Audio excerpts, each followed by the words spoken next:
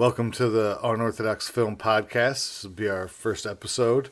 I'm Joe Quick, and with me is my co-host. Bradford Clark here, ready and excited. Tell the nice folks at home what we're doing here today, Brad. So this is what we're going to do on the Unorthodox Film Podcast. We are going to talk about movies at great length because we discuss that shit all the time, and it's been brought to our attention that people might like listening to us talk about it. Maybe we have an interesting take, but regardless, we got something to say. We do. And we have a lot of fun talking about it, so we thought we'd include you all in it, and hopefully we start a dialogue, and regardless, we're going to enjoy talking about movies. So this is the approach that we're going to take. We are going to take a topic each week and grab our own personal list of films that we believe rightly fit that topic. Some of them could be about genres, best action. How do we feel about best, Joe, on this show? I don't play favorites. You know what I mean? I like what I like. I don't like going into the depth of like numbering and putting things in order. There's so much out there that I just want to like put my hat in the ring. I don't want to argue about, well, this is the best. What? Right. Everybody has a different opinion about what's Right. best, what's better, So we're what not they like. necessarily going to put numbers on it, but we're going to select each week the representative films that we find personally relatable to that for whatever our reasons may or may not be. So this isn't a definitive best of or anything that you can clock. Yeah, like we're that. not scholars. No. We are professional filmmakers, but we're professional appreciators. We, all of our lives, have just loved cinema. Right. It excites us and drives us to dive into these deep conversations that we just want to include everybody in. So then the second half of our show each week will be to have taken one of those films that were discussed in that topic, putting them in a hat and pulling one out.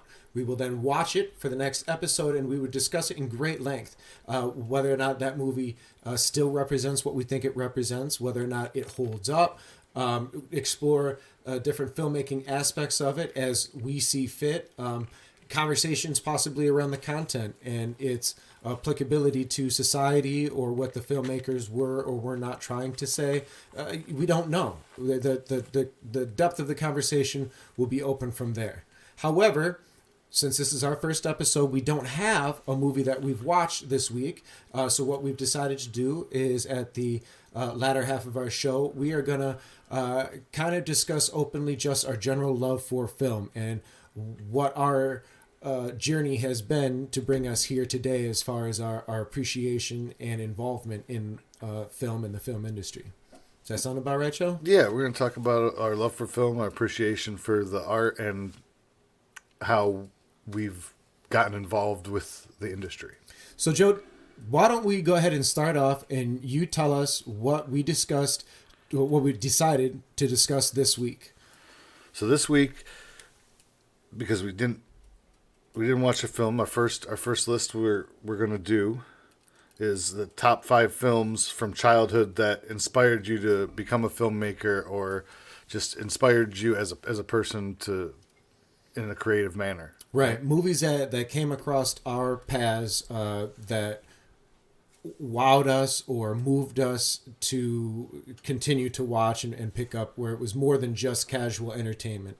Movies that still ring with us or still make an impression or helped move us in the direction to be more curious, to see the behind the scenes and the desire to be involved in this at a we all had professional level. that VHS or that DVD that just sat in the player on repeat. You would just Right. watch it over and over again.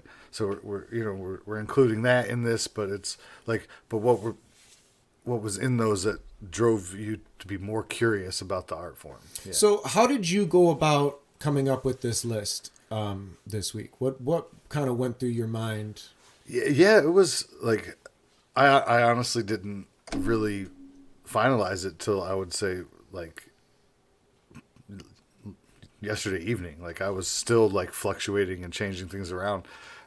It was hard to like put aside like my opinions and tastes and like the whole category of everything I've viewed from that era just aside in my mind and Did really you assign remember yourself what Little an age Joe was limit like. as to far as like I'll only include movies that influence me up to such and such age? I Where kind kinda of cut did. your- I cut it off at like 11, 12 because I know age 11, 12, not good. yeah. Okay.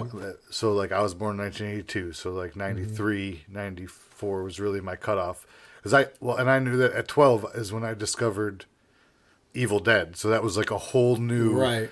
chapter in my life when it came to movies. So that was like an elevation step. yeah. So Okay.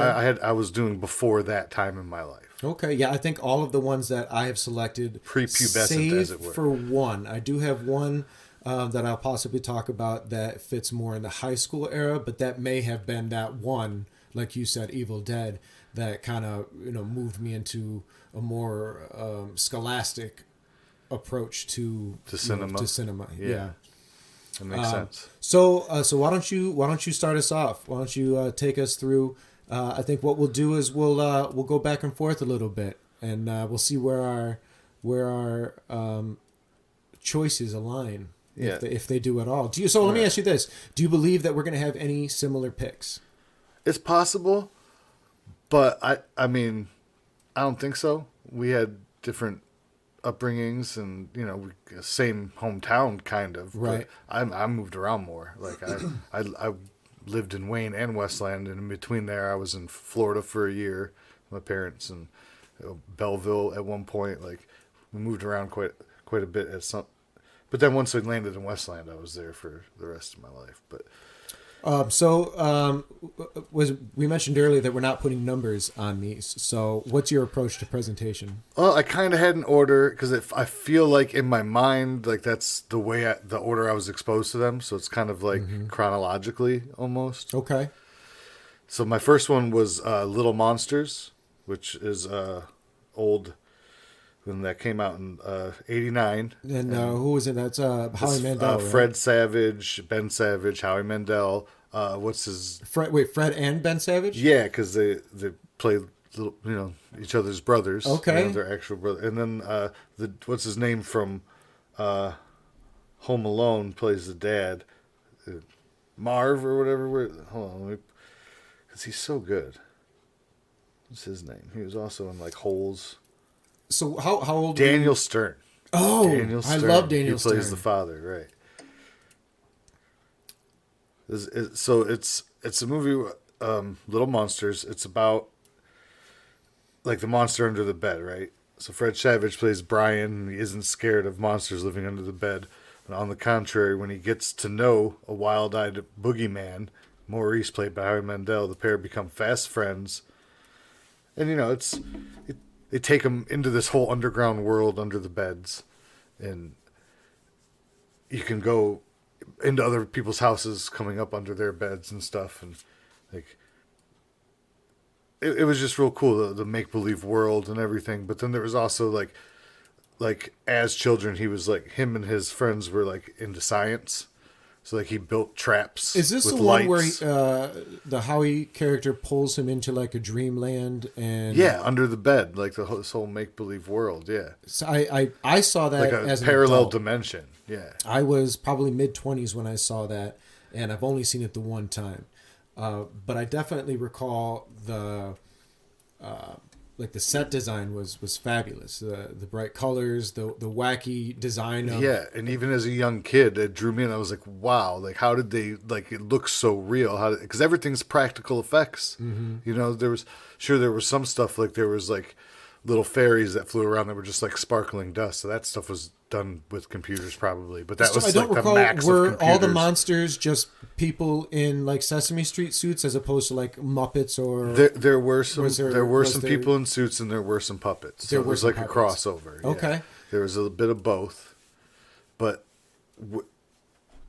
where it really gets you is like just how extravagant these costumes were. You know what I mean? Like some of them had to be really uncomfortable, hours and hours of makeup. I imagine. What was it? It was I imagine a comedy, right? Overall. Yeah, it definitely was a comedy. is it's what they have it listed under here is family fantasy. Okay. Right, so I guess that's what it was marketed as. And you said you mentioned that first because that's one of your early remembrances of a film, or was that something that? Yeah, I saw that when I was young, and Okay. like I had it on like VHS. You know what I mean? It was. Was that one of the on repeats? Yeah, for sure. Because I was like 9 when it came out. And Yeah. not even right. No, shit, 8 or 9. I was 7. So yeah. I was So young. one of my earliest repeats was, and this is one of the ones where I was like, do I talk about it? Do I not talk about it?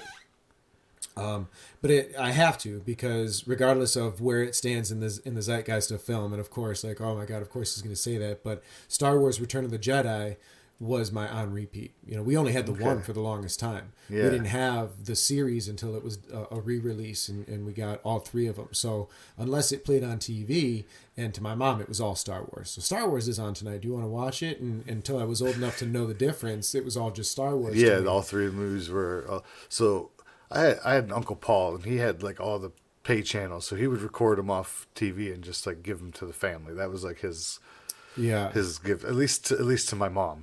So we had. So you got the cable movies. Yeah, the from Cinemax and HBO and the movie channel and all that back in the day, and yeah, so like we had those, but there was still as a kid so I watched the Star Wars. I'd seen them, but I didn't really care too much about it. I was like, oh, like cool space stuff, but I wasn't into like oh, Star Wars. Like everybody gets all crazy about it. My earliest memories I do enjoy sci-fi, but of watching movies as a child was like I can vividly remember watching the Ewok movies, although never have I seen them again, so I couldn't tell you anything about them. But that must have been something that was on TV, and somehow that led to getting the Return of the Jedi, which featured the Ewoks, but as a movie that you could watch on a summer day or whenever. You're talking about like the studio films that there was I think it was a TV show, or maybe they were just straight to video. I don't remember. It was just all Ewok all the time. Well, and in the research I was doing in the 80s, there were some straight to video releases that were just Ewok movies that I was like, I wasn't aware of these, but I saw them when I was looking up like what movies was I watching when I was this age. So at some point, our library then contained Return of the Jedi, so I did watch that on rather frequently. Yeah. But I don't know that I would include it in my top 5. So I think the first that I'm going to pick for one of my 5 is The Rocketeer. I loved The Rocketeer as a kid. I did, yeah. The Rocketeer, if you're not familiar, is a Disney movie about a pilot. He's a show pilot, does stunts, Cliff Secord.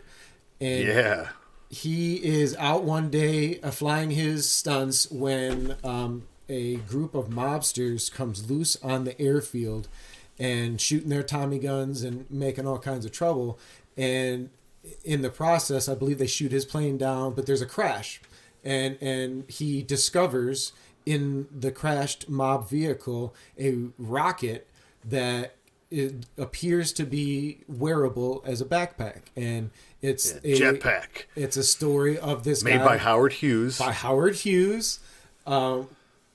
Played by, I forget the guy's name, but he ended up being in Lost. He was one of the leads on Lost for the longest time. I always remember him. That's Howard Hughes. That's Howard Hughes. Oh, okay. Yeah, but, I don't remember his name. I'd know him if I saw him, though. Joe Johnston directed The Rocketeer.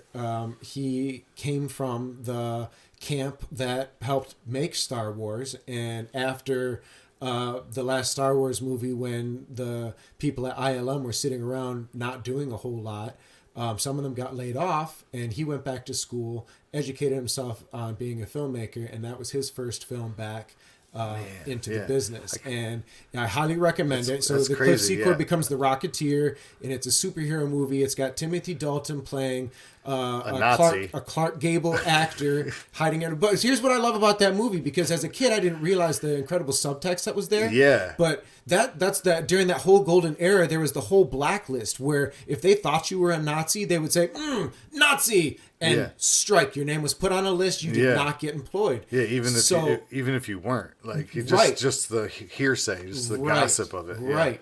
Jennifer Connelly's in it. Jennifer Connelly is in it. She's adorable. The damsel in distress. She's so good. Yeah. Highly recommended. There's this incredible scene on the Hindenburg blimp, and so they kind of tie that in with the destruction of the Hollywood sign. So there's just so much going on there. And for a kids movie, like, I don't even think nowadays the kids movies get that sort of like genuine cinematic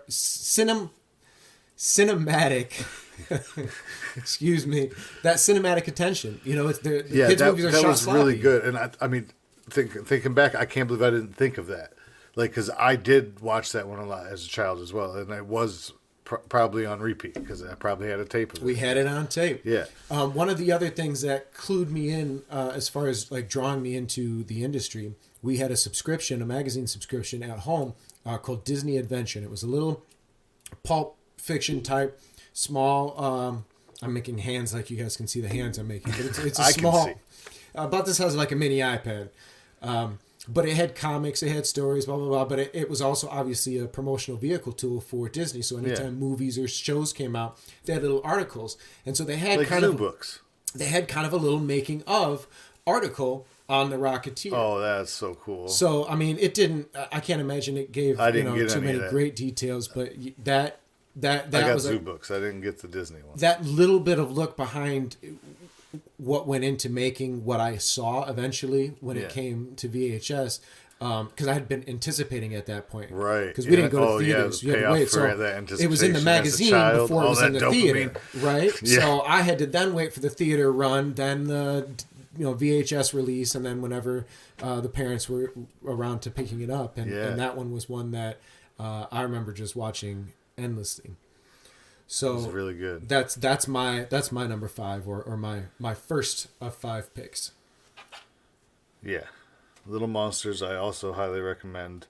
Totally different feel though. You know, this one's like fantasy, they're both family, but that one's more like old Hollywood. You know, it's a period piece really. The set designs, the action pieces, it was props. So that freaking jetpack looked awesome. His helmet. I 100% believed they were letting this actor just shoot around on some Hollywood jetpack they made. Like I didn't give the VFX any consideration. Right. No. At the time. No, and I didn't give the VFX for Little Monsters any consideration either, because the production value, the practical effects, it was all there. You know, the set deck, the costume design, all of it was just so on point. It took you to the world. You know what I mean? You didn't question it. You were in it. It's the same as Rocketeer. They're just beautifully made movies. Something that I feel, and I imagine we're probably going to see this continued with more of the picks that we have coming forward, but already I'm seeing that our picks, they weren't, while they're young, I don't want to say children, because I can't really say that Rocketeer was for kids, but, for the younger audience, they weren't placating.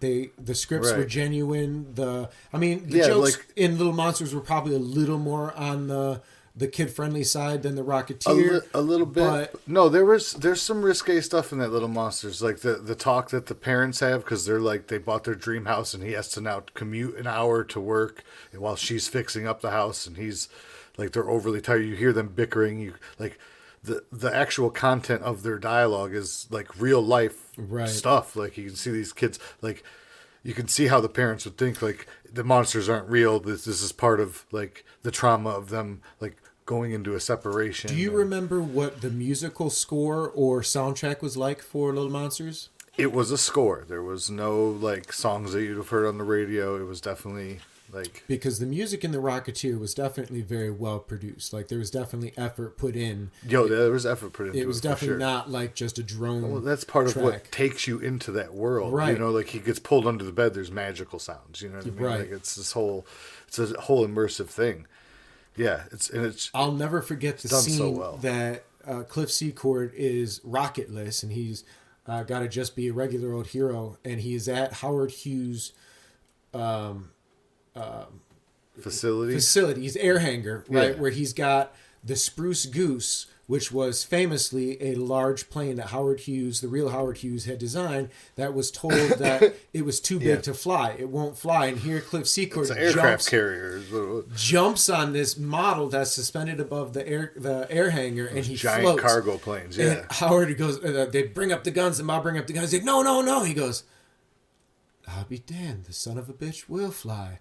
And he just floats the Spruce Goose model out into the field. And it was just, I mean, maybe it's because I'm too far attached from children's movies now. You know, my kid is 20 now, so it's been some time since I've really sat down and watched it. But I don't recall in the last 20 years seeing a movie with such scope that was marketed to a younger audience to really grab the appeal of what a live action movie can offer, as opposed to, I mean, I watched a lot of good CGI movies. Now. Yeah, I watched a lot of good. I mean, the scripts were great, but it was animation. You know, there was no set, there was no emotion on an actor's face. It was all generated. So for me, that movie definitely stands out. So Joe, why don't you go ahead and tell us what your next pick is going to be? So my next pick is another one from 1989, and it is Back to the Future Part 2.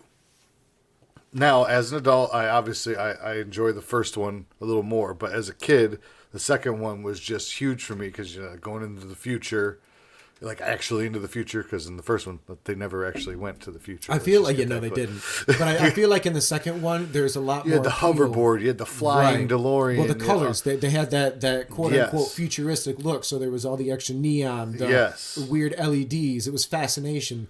Was it Pepsi ads all over the place? Yeah, Pepsi, Coke, yeah. Yep. I think, it was always Pepsi in Back to the Future for sure, yeah.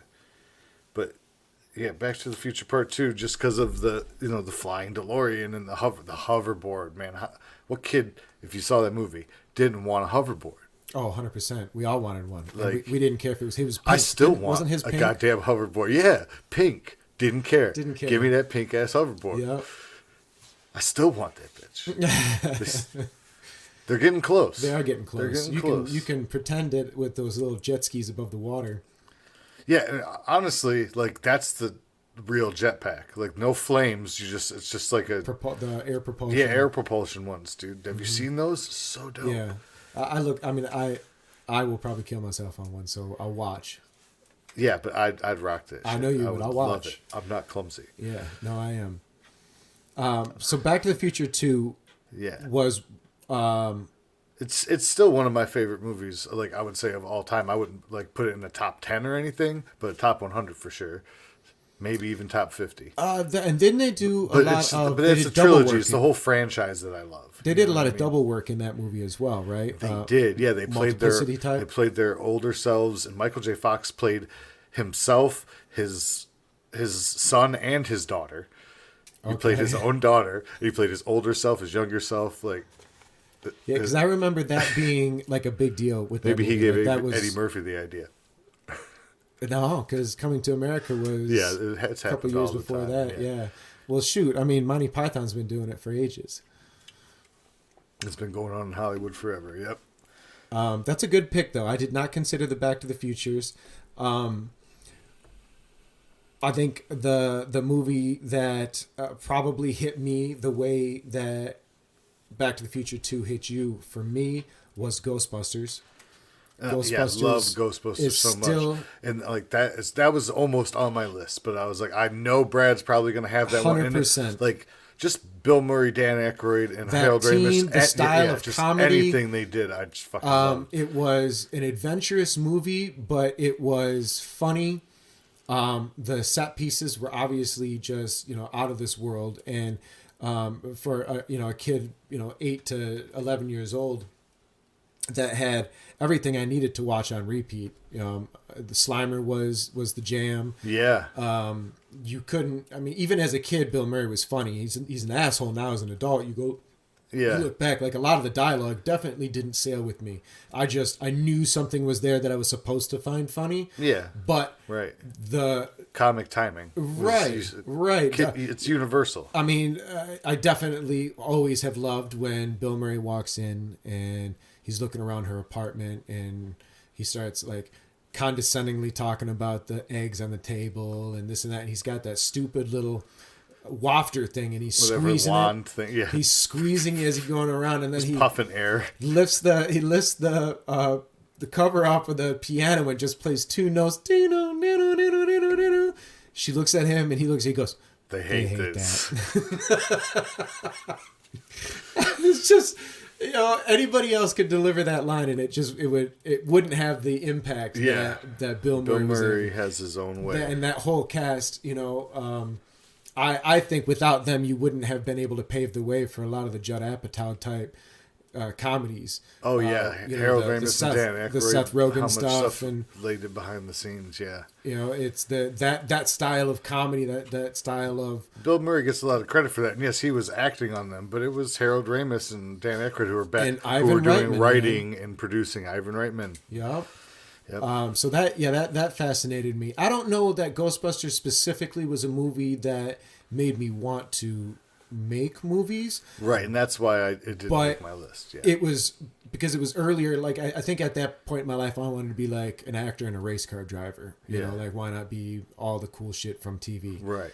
But I didn't even know what that really meant. And to be 100% honest, the only reason I wanted to be an actor was because I was indecisive. And I was like, well, as an actor, you literally get to be all of them. Yeah. Right. But that small interest in acting always was in the back of my mind. Yeah. Being someone who was a performer through life as a young child, yeah. It was always like a possibility. But the pursuit really changed as I got older. But yeah, so Ghostbusters, I was just too young at the time to think about it from a filmmaking perspective. Right. Yeah. Me too with that one. But that's my number 4. But pick. with Back to the Future 2, it was they had all that.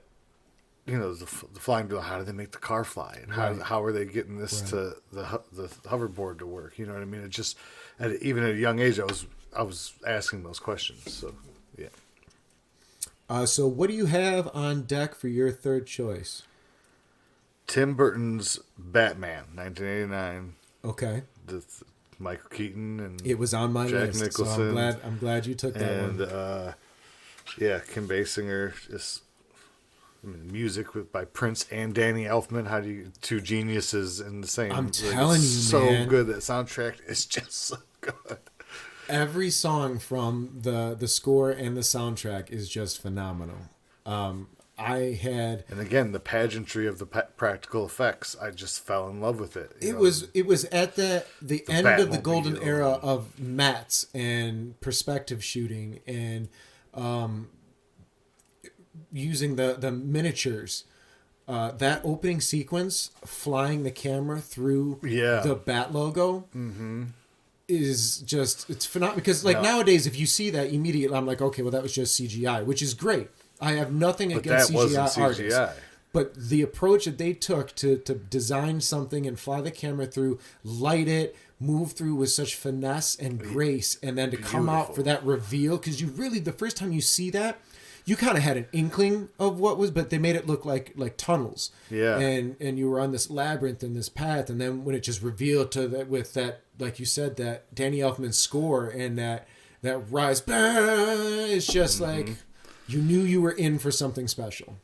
Yeah, and just the beauty in the production, all the set pieces and the costumes, is just blew me away. And I saw that at the drive-in.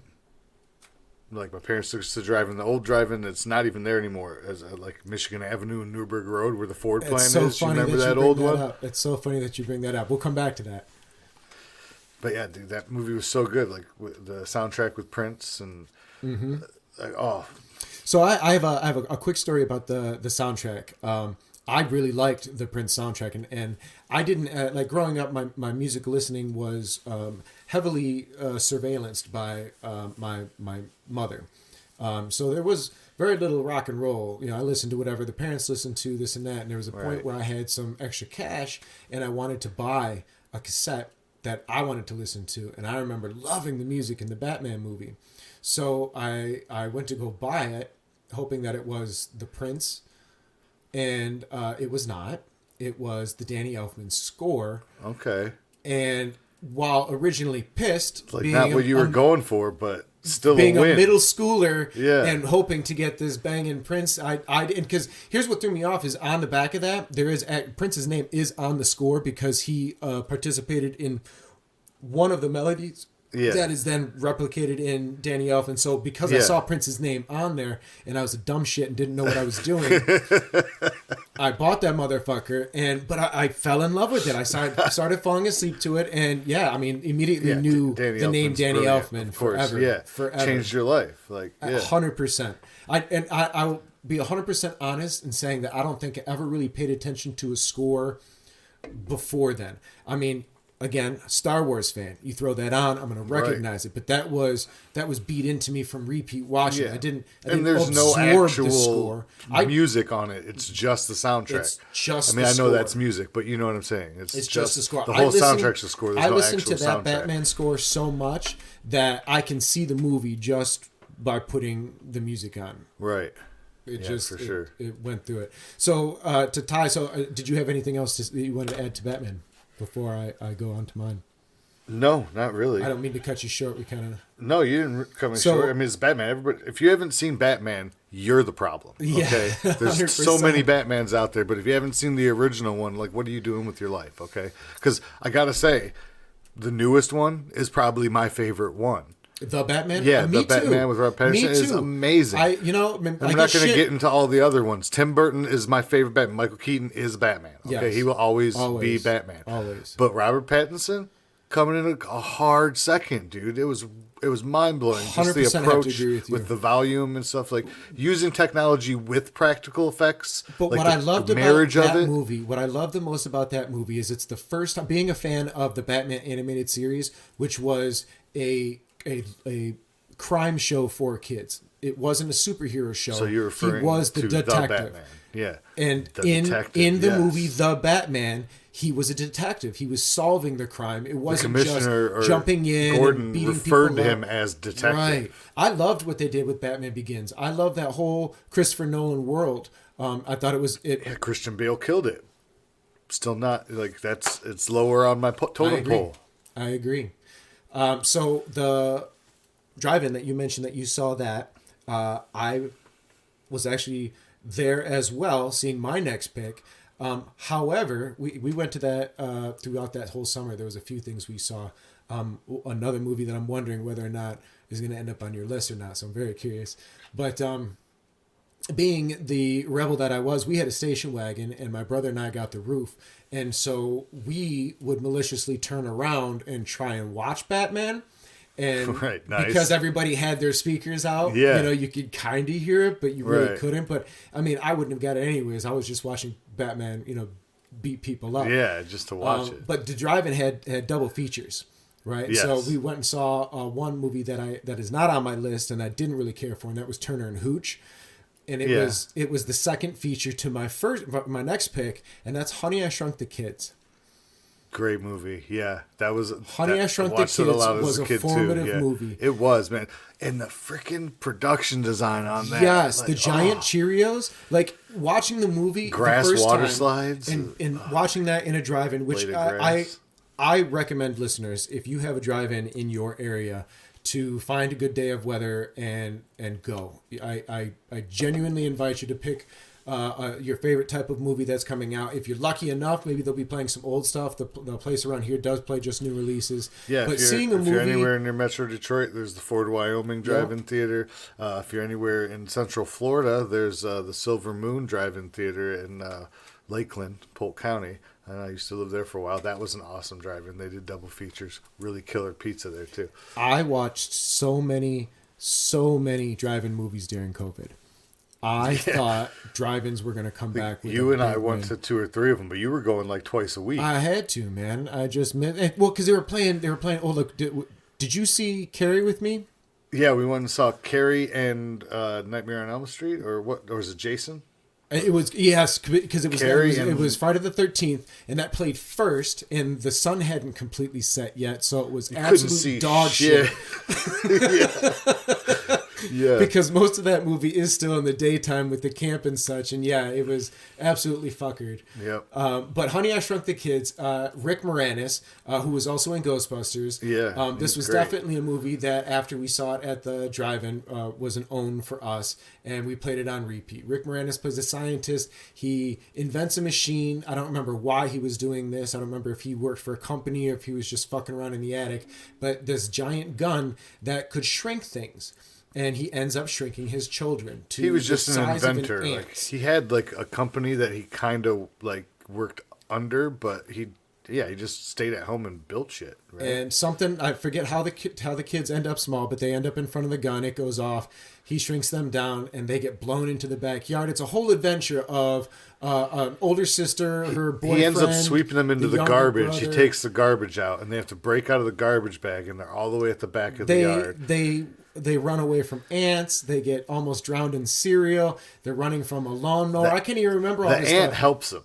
One of the ants becomes their friend, and they like ride That's him around. right. And I remember. he ends up sacrificing himself to the was it a bee?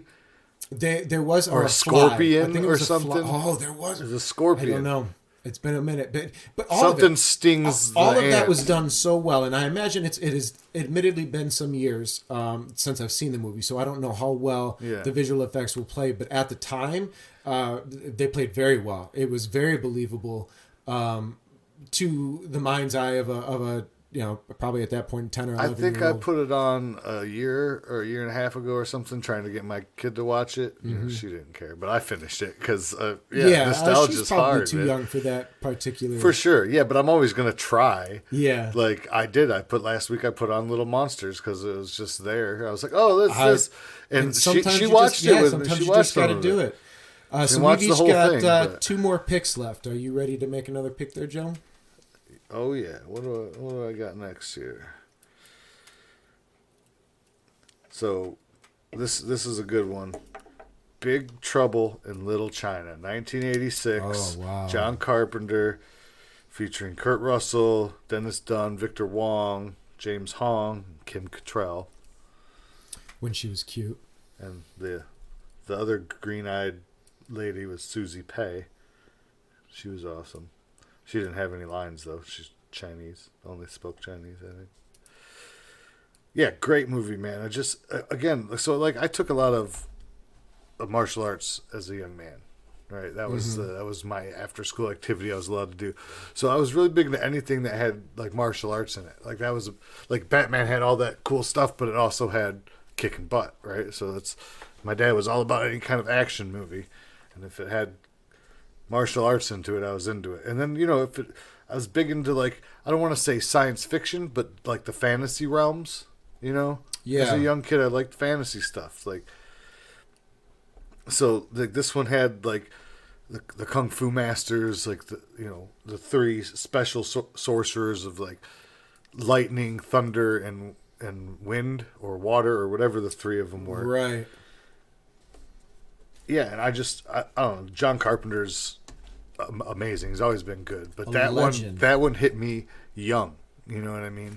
So I was not young when I first saw that movie. I'm trying to I was recall. 4 when it came out, so and my dad had it on VHS. I'm sure I watched it my whole life and didn't even realize. I gotta say I was probably well into adulthood. I think it was That's a shame. Yeah, I think it was a coworker of mine.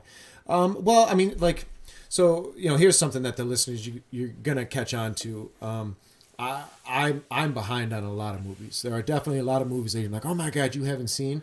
And for the longest time, I felt like bad about it. But the reason is because, in the household that I grew up in, I had access to what I had access to. And it didn't include a lot of the big, action movies or adult heavy movies from the 80s and the 90s and so forth. Yeah, I'm still shocked regularly by like what you haven't seen, because we talk about movies all the time, but like this year, just a couple months ago, actually it was the end of last year because it's now 2023, but it's like November, you had never seen Poltergeist, the original That's correct. Poltergeist. That's yeah, correct. and you just watched that, like, and that's just one to name a few. Like, you hadn't seen not Jaws, right? Or what I was? still have not seen Jaws. Yeah, Jaws, and like what's another one? So like Jaws is There's a hard several one because we watched this year. I don't last rush year, out to just see because. something like Jaws because the lore is already there. I've seen enough documentaries or TV shows that cover the making ofs or the best of lists or the greatest directors and all this. So it's like all of the shock value of Jaws has more or less been stolen from me. I'm not saying that having my first experience isn't going to still be a good experience. Right. I actually look forward to seeing earlier Spielberg. However, a lot of the mysticism I think is stricken from me, and so that just when it comes on, I'm like, it'll always be there. I don't need to watch it today. Yeah, sure, I can see that, but it's still like whatever you know about it, you don't know the movie from your own eyes. Well, you know what I mean, through your opinion, I think. To add to that point, I had also not seen When Harry Met Sally, and a mutual friend of ours had said that he had just seen it, younger guy, and he was like, I really recommend it. Quinn, shout And out. I said, I've not seen that, and I've avoided it because, like, I don't really care. Just another rom-com. It's not, though. And it was fucking amazing. Stop listening to other people. Go in open-minded, and you might find something you like. Dude, When Harry Met Sally was far more enjoyable than I had any idea it would be. And that was definitely one of the movies that I thought the mysticism was stolen because of that one fucking scene. But, like, it's so good. Up until actually watching the movie, I had no fucking clue what the movie was about. I mean, yes, it's When Harry Met Sally. Like, but that, it's two friends that kind of never hit the right mark. Right, the plot that genuinely occurs through that, it's fucking fabulous. Their performance together is amazing. I guess that's for another list. We're tangenting. So, regardless, did you have anything else that you wanted to say about Big Trouble in Little China? I love Big Trouble in Little China. I mean, I love the kung fu aspect. I love the fantasy aspect. I love the world under a world still operating, like the ancient. Hands down, one of my favorite John Carpenter's. Yes, he has great movies. Yes, that's probably not his best. But what I like about it is the world that he builds in there. Budget $25 million, box office 11.1. That's a flop, buddy. Right. But no, cult classic, dude. One of my favorite Carpenter movies of all time. I love it to death. Yeah, absolutely. Ultimate repeat. If somebody says, let's watch Big Trouble in Little China, you're getting a yup. Like an excited hell yeah from me every time. Yeah, we showed somebody, I don't remember who it was, but we watched Big Trouble in Little China with somebody this year for our first time. And I shut up. I'm going to watch this whole thing. Yep. The bait, what is it? The Pig Express? Pork Chop Express. Pork Chop Express is when he's on the CB. Let old Jack Burton tell you something. When you're riding with the Pork Chop Express. So that leaves you with one more pick. I've got two here. This is getting hard for me because I do have some on the list here, and I definitely can see some that are coming off. I think I'm going to have to go with. I mean, we were doing top five. We both did a list of about 10, but we can just do the 5 because you got 2 more and then I got 1 more, right? So Nightmare Before Christmas. Nightmare Before Christmas, great movie. Nightmare Before Christmas. I didn't see that when it first came out. I saw it a couple years later, so I was probably in another 8th one or 9th grade, that was fed to me through Disney Adventures magazine. So right. I got to see the behind the scenes stills of all the different Jack faces, them walking on the sets, the 18-foot by 20-foot risen sets, and seeing the stills of them do the stop motion. So that movie was, it was a great movie. Yeah. Right. So it turned out to be a fabulous movie that I watch yearly, but a spectacle and something I had no idea. Had I watched that movie and not seen the behind the scenes paperwork that I had seen, it probably would have gone underappreciated because, growing up on Sesame Street, you've seen a lot of that style of thing, the stop before, motion and stuff, right? But never really appreciated that depth. Though, you just mind blowing. Yeah, absolutely mind blowing. So that's my 16 scale. Like these were big models. Yeah, people had to crawl under them, take a piece out. Like, oh man, so cool. I mean that's one that's still on repeat to this day. Like my daughter loves that movie. We watch it for Halloween, Christmas, and Easter. Like every holiday it has a door. It crosses seasons for sure. For me, it's a Thanksgiving movie. Somewhere in between Halloween and Christmas. There's a door for it's that. like a transition. That has the turkey door. But the music is amazing. Another Danny Elfman win. Yeah. As we said, the visuals and the story, like it was a genuinely fascinating story. Again, really another deep dive for children without placating. And it was an unorthodox tale when money wasn't really being spent on those kinds of views yet. You know what I mean? The non-typical, not so waspy Christian, white Anglo-Saxon Protestant Christian. And if I remember correctly, the movie was released somewhere in the fall, so it wasn't quite. I think it was post-Halloween. Yeah, it was a holiday movie, but it wasn't like the Christmas movie. Right, but there was definitely a ramp-up marketing period where they were able to sell the crap. I mean, they still sell the crap out of that. I mean, that was technically like a Tim Burton owned all that. Like, right. He just recently, a couple of years ago, maybe a decade ago, sold it to Disney. Like that, the full rights for merchandise. But it was Disney produced. They were always under it. And he was a producer, so his artistic touch was there. But, he sold out his shares for a bunch of money to Disney. I mean, good for him. You know what I mean? It was for this whole contract. That's how he got the Alice in Wonderland stuff going. Oh, okay. Well, yeah, because he's had a relationship with Disney for a long. He was a Disney animator. Yeah, well before. Yeah, he's been in that family for a long time. Yeah. So I think we're probably going to take a break, and then we're going to come back and finish off our last choice, and then Joe and I are going to kind of go into a little bit of further conversation. At the end of this episode, we'll randomly pick one of the movies that we've discussed tonight to watch and reabsorb and pontificate like we know some things on next week's episode. And figure out what we're going to discuss next week. So I'm very excited to hear what your number one or last pick, rather. No numbers. It's going to be... so we'll be right back. Popping fresh tabs.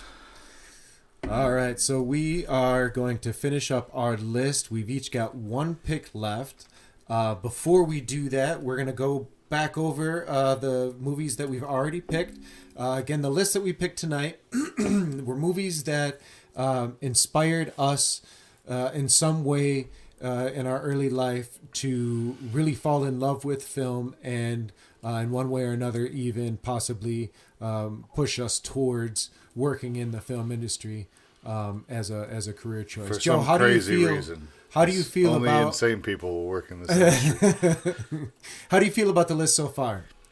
I feel good about it. Because it took me a while to cultivate this for myself. And then, the choices you made even took me back to a place that I looked over in my childhood. Right. Trying to reminisce. Really, I still couldn't hit every corner. Right? I'm happy for that. On a break, we kind of spoke that really Batman was the only crossover. And we kind of both knew it was going to be on there, and it just I knew there was going to be some crossover, but I'm surprised we didn't hit any. So I have a prediction to what I think your last one's going to be, but I'm not going to mention it. We'll see. We'll see where it's at. My first four was Little Monsters, Back to the Future 2, Batman, the original, and Big Trouble in Little China.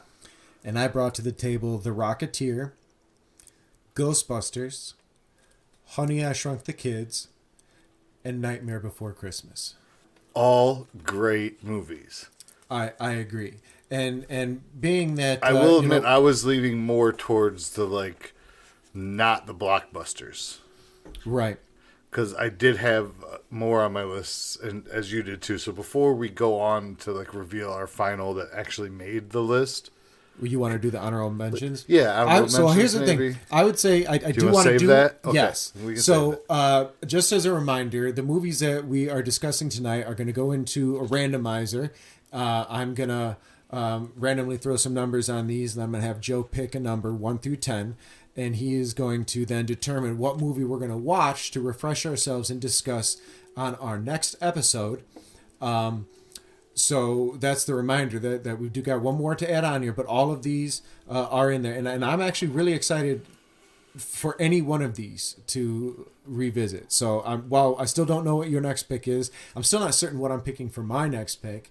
So I'm happy that you that's got why to you go don't want first. to do the reveal yet. You Right. sly dog. Right. But then also, we're going to do this after we'll do the I just want to point out, like, I have a list of 10 as well, as Brad does. I am solid on the 5 I'm announcing, and I'm ready to, like, show you the ones that I didn't announce.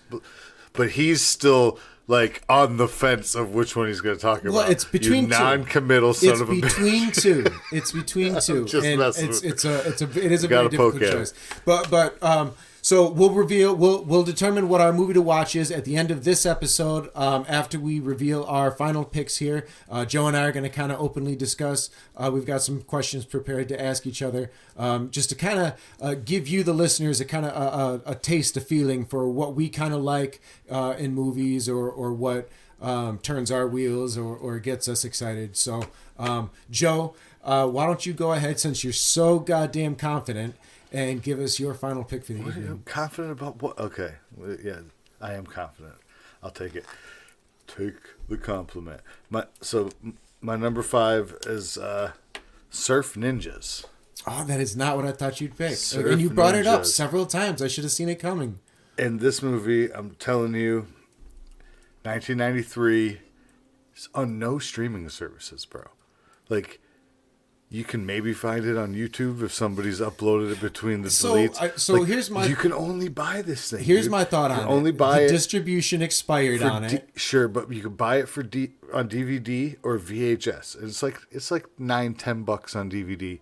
Looking at it right now on Amazon, $69.98 for a VHS copy. Is that a brand new or is that a used copy? I didn't really delve that far. Okay, so you can get a used one for $6, but those are out of stock. Yeah, that's out of stock. So somebody who. But here's the thing. Yeah, so you got one in the packaging. Do you want to risk a $6 VHS that's used? You're gonna. Well, it's out of stock. You can't even risk it. Listen, if you have a working live VCR, search. you can't replace it. You can't fix it. And if you stick a bomb. Let's say you have a working VHS. Let's say you have a working VHS. Now you no longer have a working VHS. This is what you're getting at. This is what I'm saying. So remind me again the plot of Surf Ninjas. That was the one with the 3 brothers, right? Yeah, it's 2 brothers. Brothers Johnny and Adam. Older brother played by Ernie Reyes Jr., who's amazing. Oh, wait a minute. We just watched this one a couple years ago. I had you watch it about a year. Yep. 2 No, years I had ago. seen that as a kid. I had definitely seen, was Seth Green in it? No, it was Rob Schneider. Rob Schneider. And he's 30 and he's playing like a 16-year-old, 15, you know what I mean? As you do in Hollywood. Right. And they have him as a ginger, like he's a redhead. It's the craziest. And okay. That's why I thought it was Seth Green. And the villain, Colonel Chi, is Leslie Nielsen, bro. Oh my God. So you got to, like, this movie is like, think like everybody remembers like all those like Karate Kid and 3 Ninjas and all these. Remember like the late 80s, early 90s. There was there's Chuck Norris and the blonde kid. But there was so many of these like ninja movies for kids, right? So like this one was like the lowest, like on the totem pole. We definitely rented it. That was definitely a weekend rental for us. Like for me, it was like the Karate Kid meets Airplane or Naked Gun. You know what I mean? It had that Hot Shots part. So Hot Shots kind of slapstick humor to it because of the Leslie Nielsen thing. Man. So far, it is. I've mentioned several times tonight how we've kind of skirted the placating of children. This one kind of placates to the audience, but in a way that is like it's self-aware. It's PG. It's right. not even it's PG-13. It's for basically like teenagers and adolescents. But I mean, this was a family comedy for the whole family. Right. Like, because Leslie Nielsen's Bob the Bar humor, and some of it doesn't age well. Like one of the gags is like he has a phone in his dungeon lair that's all the way over like by his like relaxation, like where he hangs out, and he's never there when he's torturing, so he has to run across and then there's the answering machine, which of course is set to answer on 1 ring instead of 3. Okay. And in the message he's like, and don't hang up, and then he gets to the phone, right, and they've always hung up. Yeah, there's no answering machines anymore, voicemail, whatever. But like, who calls people? It just didn't age well, but it's still funny if like you have the nostalgia of that era, even if you didn't see that movie in that era. You'll laugh at the answering machine if you ever owned one. You know what I mean? But in order for you, if you've not seen it, in order for you to see it, what you're saying is you've got to get it off of Amazon. Or find it on YouTube, and hopefully somebody's reposted it. That's crazy. But like, I'm telling you, like, every time I do, like, it was filmed on film, and like, it hasn't been like redigitized. No, it's not worth when you're watching it, streaming it on YouTube. Yeah, like, it's not worth the quality is horrible. Buying the masters to put that out. It's just you're not going to get a Criterion edition of Surf Ninjas. Like, I would buy the DVD. I still own a DVD player. Yeah, call me. Throwback. All right, so whatever. I've been tossing back and forth Surf Ninjas for my last pick between two movies, and I think I've landed on a decision. It's a tough decision because I do love these movies equally, but I think one is probably. You're still torn. You got to pick I one. already we know can what talk it is. about the next one later. It's The Never-Ending Story.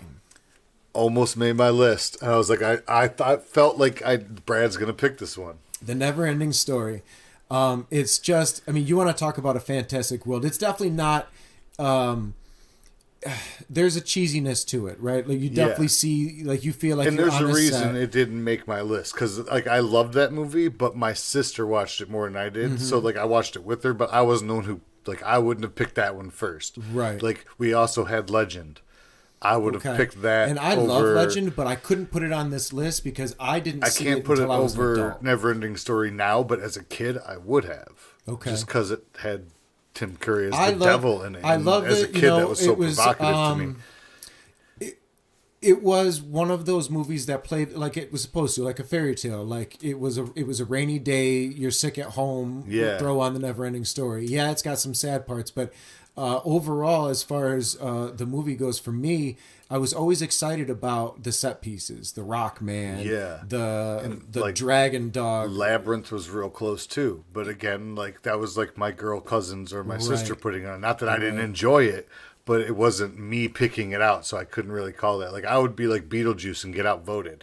You know what I mean? Right. And honestly, I didn't. That was one of those movies that was not permitted in my viewing time. So Beetlejuice, I had to see much later. So the final 10 movies for our determination. These are all potential movies that we're going to see one by our next episode. I chose this evening The Rocketeer, Honey, I Shrunk the Kids, Ghostbusters, Nightmare Before Christmas, and I topped it off with The Never-Ending Story. Joe, what did you pick this evening? We're going over them again. Okay. Yeah. Little Monsters, Back to the Future 2, Batman, Big Trouble in Little China, and Surf Ninjas. So I'm writing these down. Joe, why Knives don't you tee off the rest of the conversation while I make the last of my notes here? The rest of the conversation, we're going to start we're not going to do like our subsequent so we're going to come back to that list. We're going to come back. Yeah, we're going to come back to that. We're going to hang on to that. Okay. For when we pick the movie we're going to watch next week. All right, boss man. Yeah. Somebody's got to lead this ship. All right. So we got a couple questions up here. I guess. Well, I would like to top into like this is kind of. It's very opinionated, I would think, but it's the best decade for indie film.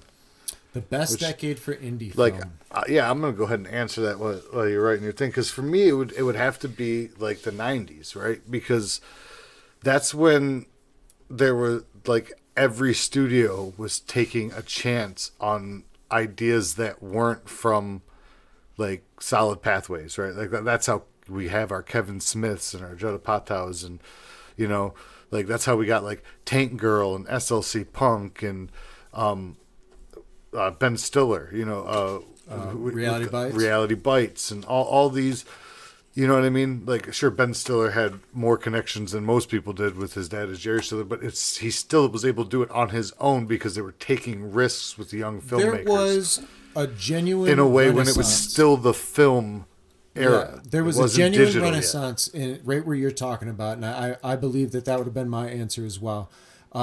So you had your early renaissance. You had your Steven Spielberg, George Lucas, Francis Ford Coppola, a whole slew The late 70s a through whole the slew 80s. of guys who came from that same school in L.A. there. And they wanted to branch away from the Hollywood system. Well, the second renaissance really came right there in that early 90s, 92, 93. Yeah. It started with, I believe it was like Sex, Lies and Videotape by Steven Soderbergh Yeah, that taking was a good one. Sundance and it lifted and it really opened up. But then you had Robert Rodriguez come out and do his small time stuff. You had Quentin Tarantino True pushing Romance out Reservoir Dogs. You had who was Clerks? Yeah, Kevin Smith.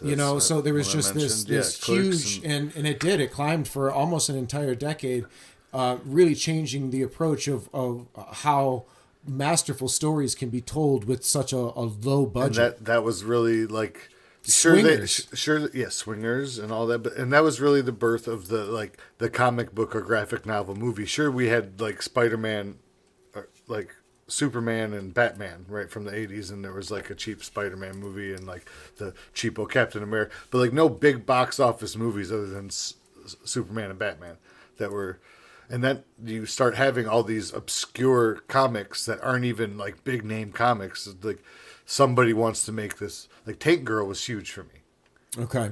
Like it was big with Laura Lilly. Like that was like, because that was one of those post-apocalyptic like punk type. Pow. Yeah, I just loved. I like Lori Petty. I still have a mohawk. Yeah. This has been a huge influence on my life. Is this So subculture? How do you feel that the indie film now compares to the indie film of the era? What do you think is different between them? The fact that like now it's great that anybody can go out and make a movie of some caliber that's watchable on multiple like avenues to connect with their audience, but this is like they had real studio money behind them and they were nobody. But they were like, okay, they if you knew how to pitch and who to pitch to, and like, great. Like, Right. yeah, that's a hard thing to figure out on its own, sure. But the channels weren't as vast as they are now. Like there was, like you go to the library and get a book on casting agents. And I genuinely believe that one of the reasons that movement in the 90s lifted the way it did was because Hollywood had run out of genuine stories to tell, and Right. those films they all that was their and key. I can't argue with that. That was their key. peak. It wasn't. They had they weren't all great cinematically. They weren't No. all shot well. Some of them were. But this is how we got movies like The Crow, and Yeah. Yeah, I think there was a lot more money involved. That I mean, I don't know what the budget was, but I think it was far less independent than something like Sex, Lies, and Videotape, sure, or even possibly Donnie Darko. Oh, that's now you're jumping. That was 2000s. That's not. Was it? That's not 90s. Yeah, feels so I would 90s think to so. me. Takes time to Google it, I guess. But So let me ask you, Joe. yeah, Donnie Darko, 2001. 2001. So it doesn't fit the 90s but it's obviously a direct result of that movement, right? You kind of alluded to this earlier, and so I kind of want to draw out the story a little bit Before more. we move on to that, I wanted to pontificate a little bit on something that you said made me think of at the end here. Oh, okay. How I forget exactly what you said, but I lost it. Ask me the question. Well, we'll come back to that if it If it dawns hits on you. me, You yeah, just jump in. It was right there. You had mentioned earlier about an experience you had watching The Evil Dead. So I wanted to know what your first horror movie experience was, and if that my in fact actual first horror movie experience, like I gotta say, like Evil Dead was probably not like my first actual horror movie, but like the way it happened and the way it went out, like my Uncle Gary is a cool dude. He's into photography and he loves film and he's just a creative guy, right? He's interesting. And we were visiting them in Virginia, and I was sleeping in the basement, which was like his office, and there's a nice pull-out bed there, and he had this little Betamax, and he's like, "You watch this," right? And it blew my mind. Like, I watched it over and over, the first original Evil Dead, yeah. And like, he told me like about it before I played it and hyped it up for me. I had never heard of it, you know what I mean? And I knew about like Freddy Krueger and Jason and Mike Myers and stuff. And had you seen any I of had them? not, because my parents mine either. They weren't really allowing. Like, I had snuck and kind of seen pieces of it, but like Beetlejuice was the scariest thing I'd seen, you know. And I love Beetlejuice, don't get me wrong, but that, like, there was no way, like, if I was going to watch a horror movie, Evil Dead was going to be the one where there's, like, plants raping. And you were about how old? I was 12. And that's why I kept it to 93, because it was 1994. I was on a family vacation for Thanksgiving, I believe, and Uncle Gary was like, "You have to watch this movie." And, yeah. So the first, I was in love with horror and camp. For someone who is now presently a very heavy horror fan, like I love horror movies. I was a real chicken shit growing up. I remember one of my first viewings of The Wizard of Oz when The Witch came on. I screamed and ran to my bedroom, but that was 3 or 4 years old. I mean, like, legit tears. I was gullible as shit, but I was unshakable. I didn't do well when I was a toddler. I didn't do well at Halloween, but I was at a friend, so I'd always had this fear that I just couldn't handle it, you know. Mom wouldn't let you watch it, so it must be fucking horrendous. If Mom says no, I must not. So I caught a You just clip. can't hang. I'll never be able to know which Freddy movie it was, because it's twisted as a child, and so my memory of it is probably not that great. But it was one of the Nightmare on Elm Streets I had caught on television, flipping through. So, you know what, couldn't have been that bad. It was on. We had basic TV, so it was on 20 or 50 or, you know, Saturday afternoon. Right, so all the bad stuff's edited out anyway. Edited out. And I freaked. But so for me, my actual... Freaked at the edited version? I freaked in the sense like, oh my God, it's on. I don't want to see something that's going to... okay. You were just like, this is on regular TV. It's going to scar me. Watch this. Right. This is not what I'm supposed to be seeing. So I think my first true full feature horror movie that I ever saw, and I don't know if you'd call it a horror movie. I've not seen it since a child, but it was definitely a horror movie to me, and it's a movie called A Fire in the Sky, which is quote unquote based on a true story about a... I can't say that. It's an alien movie, and a guy this is based on an actual story, so whether or not it actually happened or whatever, I was 11 or 12 years old, so it said, based on a real fucking story, he was kidnapped, and you saw him, like, I remember him, this main abduction character movie? Up into, the whole testing thing. And this came out, it was new when you saw it? Yes, I don't know why my mom showed it to me. We How watched have I not heard of this? Can we put that on the list? Like, we're going to have to put it on a different list. Number 11. Yep. But it was a double feature that night, and this is another movie that is definitely not a horror movie. This was at that drive-in. Scared the bejesus. This was not. This was actually at home, and I don't know why we double featured at home. I don't know why because it was a fire in the sky, and I think my mom must have believed it must have been true and wanted to teach us about strangers and kidnapping. But this grown-ass man gets kidnapped. It was about Jesus.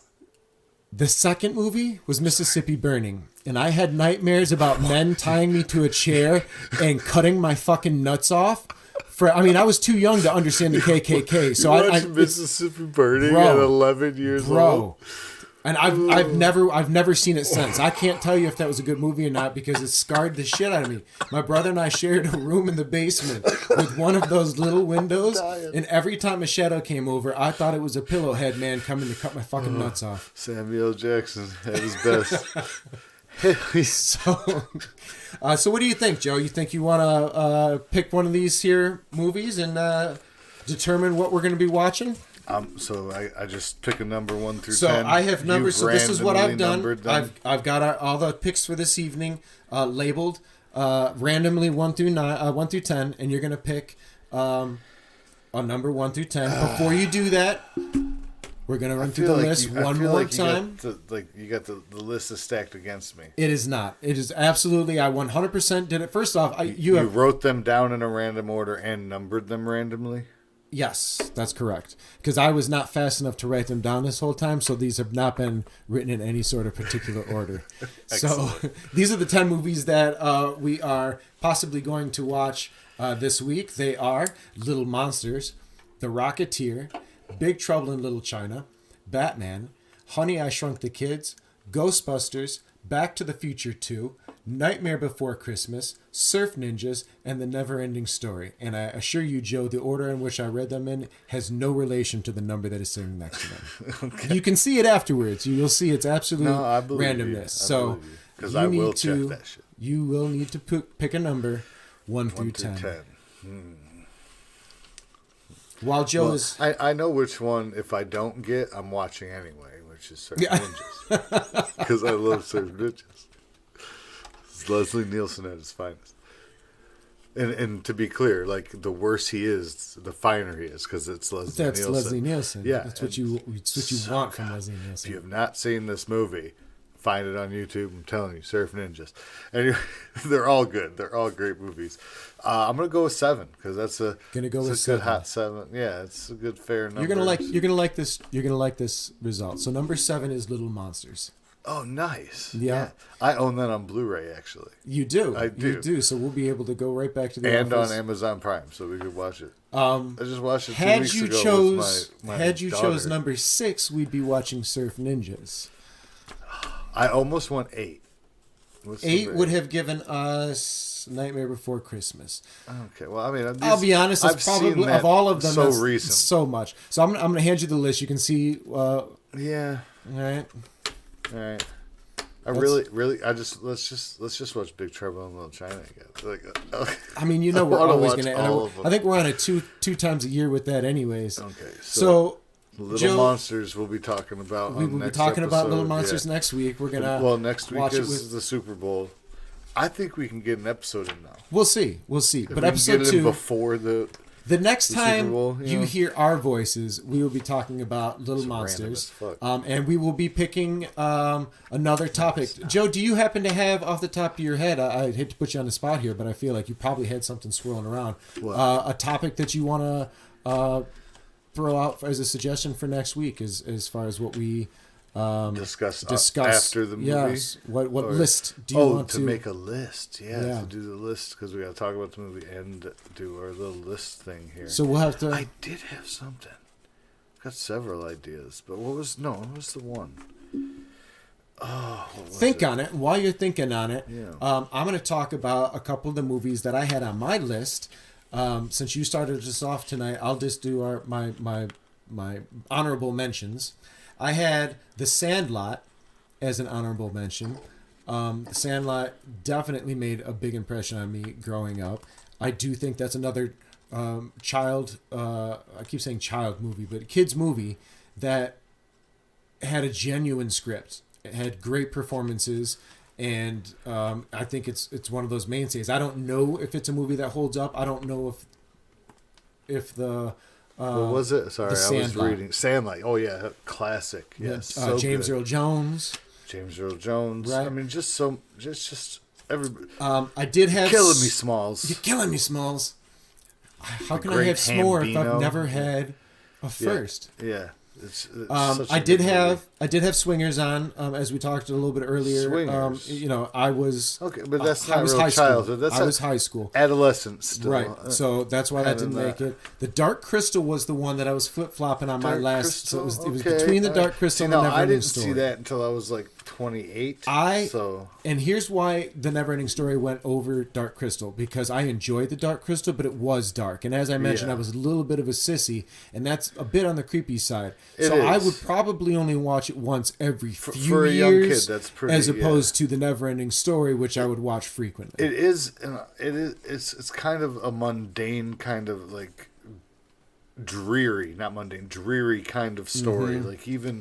Even as an adult, it's not something you can watch all the time. Yeah, if you're a happy kid, you're gonna like turn away from that. You're gonna like, a yellow bus driving down the street is brighter. You have to be in a specific kind of mood to watch the Dark Crystal. All right. So, did you remember what you were saying? I did have one more. My last honorable mention is one that definitely couldn't have made this list, but I have to at least give it the honor because I did watch the shit out of it, and it is Top Gun. Top Gun. Okay. I mean, Good poo-poo it movie. now, but when I was a kid... It's a good movie. I didn't watch the shit out of it. Yeah, when I was a kid, I definitely wanted to fly fighter jets and be as cool as Tom Cruise. I had, again, I loved the martial arts. So Three Ninjas. Oh man! And I never had. I the didn't have any I brothers. wanted a Game I have Gear one so younger bad sister. when he was fighting the bad guys with that fucking Game Gear. Oh well, that's Surf Ninjas. Was that Surf Ninjas? Yeah, we had the Sega Game Gear. Yeah, and he's playing that. Yeah, because he's like the older brother's a warrior, and the younger brother's like a seer, a visionary. Three Ninjas was like. There were sequels to that, weren't there? Yeah, several of them that were all like home releases. Okay. You know what I mean? Yeah, and I've watched a couple of them. They're not. They just get cheesier and cheesier. Yeah. And this was, Three Ninjas was a cheesy kids movie, but it had the martial arts. And, it was like, kids kicking ass. Yeah, because his dad worked for the feds and they rescued his mom, and it's stupid. Well, it's like Spy Kids. Yeah, kind of. Yeah, but for our generation, Yeah. right before there was that. Then I had Encino Man. Oh my God! Somebody bought me that for Encino Man. Christmas. So I that had was that a on rental VHS. for us. I had it on VHS. Somebody got it me for Christmas. My dad or my aunt or uncle. I definitely enjoyed it, but it was not a formative movie for me. I mean, yes, it was a Pauly Shore movie, but it also I'm a huge Brandon Fraser fan. Oh yeah, of course. Fraser, not Fraser. Brandon Fraser. You're welcome, buddy. It is Brendan though. Yeah, Brandon Fraser. Fucking love him. And like that was the first, that was his breakout. So it was him and Sean Astin and Pauly Shore, whatever. But he was like huge at the time. Pauly Shore was in like all sorts of big movies. He had like Son-in-Law and the other one, Biodome. In the Army Now or whatever. Oh my God, in the Army Now. I'm sure there were more. Yeah, he was pumping them for a minute. Yeah. So and no hate, you know what I mean? No, like he was good. But Encino Man was a different kind of a goofy movie. Yeah, but great. He was in that one too. The Leaning Tower of Great Cheese. practical effects, The Leaning Tower of Cheese, the Goofy movie. Yeah, that's what I was saying. That was a great one. Yeah. So what else you got on there? The Burbs. So that was the movie. That was huge. That was another one of the movies we saw at the drive-in, and I did not get it as a kid, so I couldn't put it on my formative list. But as an adult, going back and watching it, the way I get it now, but I movie. loved it as a kid, cold, because it just went over my head. Yeah, it just went over my head. So is that your list? No, I got two more. Oh, okay. The Burbs, just like Tom Hanks' character in The Burbs, kind of reminded me of my dad. Yeah, I'm surprised I didn't get any Tom Hanks. Very practical and so that it was relatable because I felt like his son in a way. You know what I mean? Because there was the older guy down the road that reminded me of Corey Feldman in my neighborhood. You know what I mean? So it was just we had a pool growing up. So this was like he was the guy who would like come over and be like, well, you guys open in your pool? Can I come get the toads out? You know what I mean? Like he was always. We had a neighbor like that. Like his parents were never home. Yeah. The neighbors behind us always handed us rhubarb. Yeah. Just out of nowhere from their garden. Here, once I didn't know it. I didn't understand what it was. That's what you make strawberry rhubarb pie with. Oh, yeah. No, I ate the shit. But it doesn't look I also had The Highlander. Okay. Because my dad was big into action movies, and he liked the Sean Connery. I could see that being... I liked the sword play, you know what I mean? I didn't see that as touches on the martial arts. The TV show. I would watch the TV show, but the movie didn't have any precedent. Yep, I watched the TV show with my dad, so that was like a father-son bonding thing for that. And we did Airwolf. That's what we bonded on. The Goonies. Was my number 10. That's crazy. So the one that I was going to guess that your number one was that even didn't make your disc cards, and it honestly, genuinely kind of blows my mind. You're going to blow my mind now, probably. Well, this is because I recall it being that same drive-in summer or one of them in a 3-year span. Yeah. That's Who Framed Roger Rabbit. I fucking love Who Framed Roger Rabbit. Yeah, and I had that on VHS. I watched that thing so much. But I had all of these movies on VHS. Yeah. Not all of them were like theatrical release with the sleeve. Like I'm talking, like my uncle got it on HBO or the movie channel. Fuck it, like, who cares? A lot of them had 3 or 4. Like I had Surf Ninjas, Three Ninjas, and Sidekick all on one, and I just watched the know. But I was like, okay, now I'm just gonna rewind Surf Ninjas over and over and wore that tape out, bro. Like the tracking was like. So have you had a chance to think about something for next week, 'cause if you haven't, I have a suggestion. I have something here, but that's old ideas you've all seen. Yeah, let me hear it. I would like to do a list of your favorite movies around a school, where the characters Around a school. Yes. Explain around a school, like that school's involved. The central like, plot involves a school, a stay-away school. So whether like it be faculty, college, right? Or A give me an example of a non-horror movie that's. So that I have a few that I Dazed and Confused. yes, yes. I'm not gonna give my whole list away. This is what I'm saying. I have some others, but like I Okay, well, yeah, because that's okay. No, yep. Now I'm getting some. All right, they some should throwbacks. start. They should start coming in without giving you. I think we might have. So if it involves a 80s movies about skiing.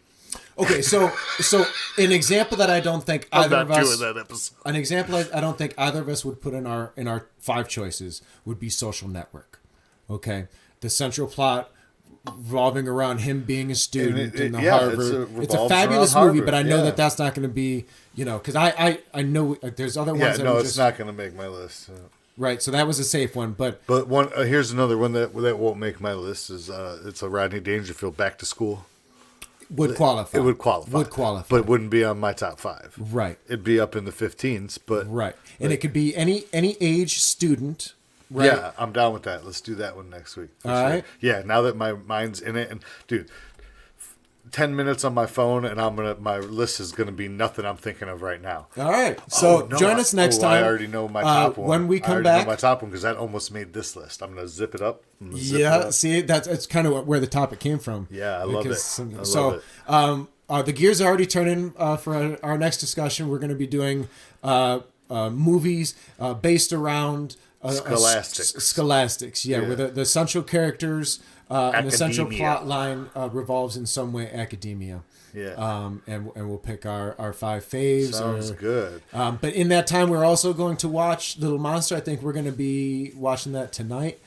So we'll come back and we'll give our fresh thoughts on Little Monster and kind of see where that conversation takes us. I'm interested. I'm really interested in checking out the shot composition of how they move the camera at that time, because I feel obviously studio. I've watched it recently again, but I don't think I've ever watched it as like just like as a gaffer, as a professional gaffer, like looking at just like how they pulled off lighting tricks or why, because there's a lot of lighting gags in this. Right. The monsters are allergic to light, so anything over like 60 watts, I think I'm gonna look and see like how much they get of melted into the piles set of is clothes. used. Like were they locked into a 180 line that was immovable because of the set?